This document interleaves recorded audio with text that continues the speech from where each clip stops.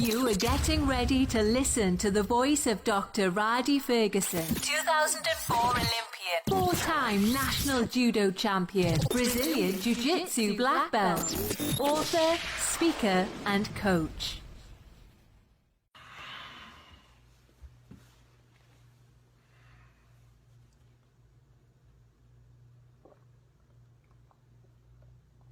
What's going on? This is Dr. Rhadi Ferguson, 2004 Olympian, four-time national judo champion, Brazilian jiu-jitsu black belt, and instructor, teacher, author, and coach. I would like to talk to you today about something in the sport and the realm of judo that can be utilized for development. And I'm mainly talking about the United States marketplace, although the Hegelian Dialectical can be used in the international marketplace as well, as I've used it in the Bahamas for development in the Bahamas. Here's what happens in the marketplace. The reason why I call it a marketplace for judo is because when you start using words like stealing players, or you start using words like poaching, or start using words like my athlete or my client or my school, then you're no longer thinking about development in the mindset or the framework of a country. You're starting to think of development in terms of an egotistical bubble of these are my players, this is my school, this is the way that I do things, and this is my approach, and this is my system. And there's no wrong with having your school, your approach, and your system. However, your approach, your school, and your system does not work within a bubble.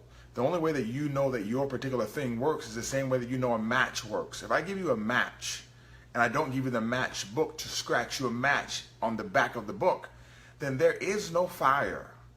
There is no way for you to utilize that particular match. The only way that you know that your program and your system and your thing works is because you have people on the outside to measure your thing against. So as important as you believe that your thing and your system and your school is, without the people on the periphery, you have no way to develop. You have no way to gather strength. You have no way to gather data. You have no way to be good. So when we look at the Hegelian Dialectical, we look at something called the thesis. Your thesis statement, or the thesis statement, would be what you believe your system is, or what you believe and how you believe that you should teach judo. If you believe you should do newaza first, or tachiwaza first, or you believe that you should do the throws before gripping, or gripping before the throws, or a certain pedagogical approach that you have, your approach is what you believe. Let's just use a quality or common approach that we have in the United States marketplace, which is the grip-based approach. At the elite level, we have a grip-based approach. So you believe in a grip-based approach. Those people who believe in a grip-based approach see the world of judo very differently than the people who believe in a throw-based approach. The throw-based approach looks more random to the people who have a grip-based approach. So if we're going to look at the thesis as being a grip-based approach, and the antithesis being you need to learn your throw and be able to throw from everywhere, that would be the antithesis. So let me review it again. The grip-based approach is I use a gripping system to get my throw. The throw-based approach is you learn seoinage, and you learn how to do seoinage no matter where your hands are on the gi. The thesis is grip-based approach. The antithesis is throw-based approach. Now, both people may see the world differently. The one school of thought that believes in a grip-based approach may see things differently.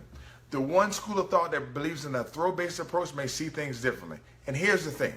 The people who believe in a grip-based approach will say, these people over here don't know how to grip.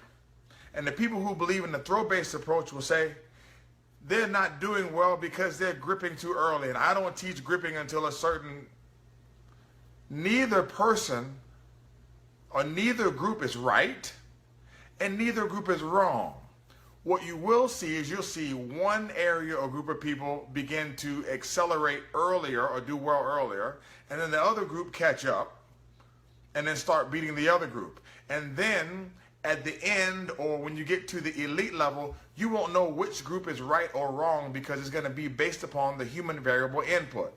Meaning, if you got a superb athlete that is input into the system and then you give that person the reps and the training, it doesn't matter what system they end up in, because of equifinality, they're going to be good. The key is to make sure that you have a quality instructor no matter which approach you utilize.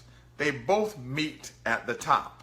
Case in point, let's use a throw-based person. Israel Hernandez from Cuba, who's in the United States as a coach, he has a throw-based approach. You learn Uchimata, you learn Tayotoshi, you learn Selnagi. You learn how to throw it from everywhere. But because you learn how to throw it from everywhere, once you get at the top at the elite level, you then automatically know how to grip because you can throw from everywhere. Then you look at a Jimmy Pedro or Eddie Liddy-based approach, which is you learn how to grip, and I teach you to throw based upon when your hands are placed. Both of these two models meet at the top. But at the bottom, there's a huge delta in terms of theoretical dissonance. One thesis is the other's antithesis, and they don't agree. The key is to understand that the dialectical process or the dialectical reasoning will allow those things to meet at the top and synthesize based upon equifinality. That means don't go around saying somebody's approach doesn't work because they teach gripping too early. That would be the same thing as somebody saying, well, that approach isn't working because they don't know how to grip. It's going to be based upon the instruction or the quality instruction or the human input variables into the system. Both will work over a period of time due to equifinality. Now, in the United States, remember I talk about United States anymore. In the United States, we do not have enough throw-based model people. We have people at the grassroots level who believe in that approach, but they cannot teach it at the top level. There's only one person I know who can teach it at the top level. There's only one. Jason Morris. It's the only one that I personally know. I'm not saying nobody else can do it. I just haven't seen it. We know that the grip-based model works, the one that most people in the United States use. The key is to get the two groups in a room at a table together and allow them to present their thesis and present their antithesis, and over a period of time create synthesis so that we have some reasoning for judo development. Right now, you can grab my development program. You can grab Pedro's development program. You can grab the development program from the USJF, USJA, USA Judo. You can grab Jason Morris's program. You can grab anybody's program from anywhere and do anything that you would like to do. But if you're fighting the program internally, then you're not going to be able to implement the program fully. And what happens is most people fight the program not based upon the thing that is written, but based upon the programmer. Meaning, if there's anything that you don't like or you don't believe about a person, then you begin to throw out the baby with the bathwater. Not understanding that it is better to disagree on a theoretical basis or on an approach-based basis by presenting the antithesis to the thing than to disagree with the person, because there's no synthesis if you disagree with the person presenting the thing. Where we are thwarted in terms of development in the United States is we don't have our best thinkers at the table because we're getting caught up in who the thinkers are instead of being caught up in the information that the thinkers can bring to the table. Those people who are in the power positions to put the right people at the table, you're not putting the right people at the table because you're caught up in the people who will be at the table instead of the knowledge that the people who are at the table can bring. The ability to develop in this country is going to be based upon dialectical reasoning and understanding that there's some people who think differently than other people, and the thought processes must be respected and communicated in such a fashion so that we can reach synthesis and come up with a universal training program and philosophy for judo in the United States. And until we do that, and until we put the best thinkers at the table, and until we put the best people who are at the table who are equipped to do those particular things, we are going to struggle. Because you cannot have 50 million different sequences going on at one time. It's not going to work. You have to have an antithesis, you have to have a thesis, you have to create synthesis, take that new synthesis, that thing that was synthesized, create a new thesis, and then keep running through the iterative process until you create a more rounder wheel. What I do in my particular processes, in my dojo, is I come up with what I believe works. In my bubble, in my mind, I come up with what I believe works. I sketch it out on a piece of paper. I put it in my program. I create the curriculum. I talk with other people about it. I go out to a tournament. I test it. Sometimes it works, and sometimes it fails. If it works, I know it works. It doesn't work universally. I know it works at that level, at that time, at that stage of development. This is where a lot of people get caught. A lot of people do things and they believe that it works because it's working now. But it can work now at a certain level and not work later. It can work now from the age of 7 to 11 or from 6 to 12 and not work from 13 to 17 or not work from 19 to 25 or from 25 to 32. That's what people talk about when they talk about junior level judo and senior level judo, or cadet level judo and senior level judo. There are certain things that work. There are certain things that are great. But they're not going to work on the long term. And a lot of people say, well, I don't teach that now because I'm concerned about making champions later. The problem is that the probability of becoming a champion later reduces significantly as the random play reduces. The play at the top level is more ordered. So you can do random stuff like throw right and then do a left side ogoshi, which is at the top level is garbage, but will work at the cadet and junior level and at the infantile level. And it looks like you're doing great judo. But you are doing great judo at that level. But to have a conversation with somebody who's at another level about the judo that you're doing, you'll be out of pocket and out of order and 100% incorrect. Because good judo or bad judo, and I don't even like using those terms, is based upon the conceptual framework in which you speak. Like my son right now, who's 11 years old, has great judo for an 11-year-old. But if you look at his judo in totality, you'll say his judo sucks. But based upon the conceptual framework of 11-year-old judo development, his judo is superb. But based upon what he needs to know for the future, no, it's not.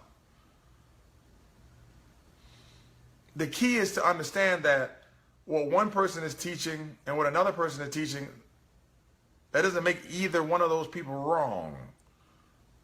They can both be right at this time, and they can both be wrong at this time, depending on their particular goals and what they are trying to accomplish. That's it. But what you have to understand is no matter what you're doing, as right as you think you are, you don't know if you're right or wrong until you take the polar opposite of what you're doing and test what you're doing against the polar opposite. And you cannot test it with something that is not equal. Meaning, if you're a quality, great junior level coach, you're a great junior level coach, great, superb, and you believe in a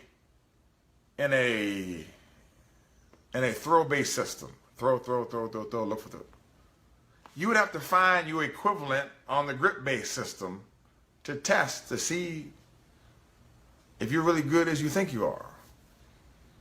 Because if you don't do that, then you won't know. Personally, I have a Newaza-based system. I don't know of anybody who can test me at this particular level in judo at my Newaza-based system. I don't know. Have I had some people beat some of my players in Newaza? Yes. What did I find out that my weakness was? I found out that as good as my Newaza-based system is, it was missing the component through the training. Something that I know internally, but I wasn't doing until I go to the tournament and look at the mistakes that I'm making as a coach. I found out that I need to focus more time on the transition process into Newaza. And then when I was able to do that, then that refines my Newaza system. And then I begin to look at the throws and the approaches that put me into better positions for Newaza implementation. These are the things that you have to do. I never sit down and say that so-and-so or somebody doesn't know something. Listen, everybody has some value to add. And just because they think differently than you, and they're the antithesis of what you think, of what your particular thesis is, doesn't mean that it doesn't have any merit. But I sat at a tournament a couple weeks ago and listened to some dude explain what he would do if his hands were on the gi in a certain situation, and it did not fit anywhere within the grip fighting model that I know, that I was taught by Eddie Liddy or Jimmy Pedro, or that I've refined. It didn't fit anywhere in the model. But I sat down and I listened, and it was a hard internal fight to listen, because what he was saying didn't fit any of the rules that I had in my mind, and it was creating syntax errors with me cognitively. But I had to sit down and listen, because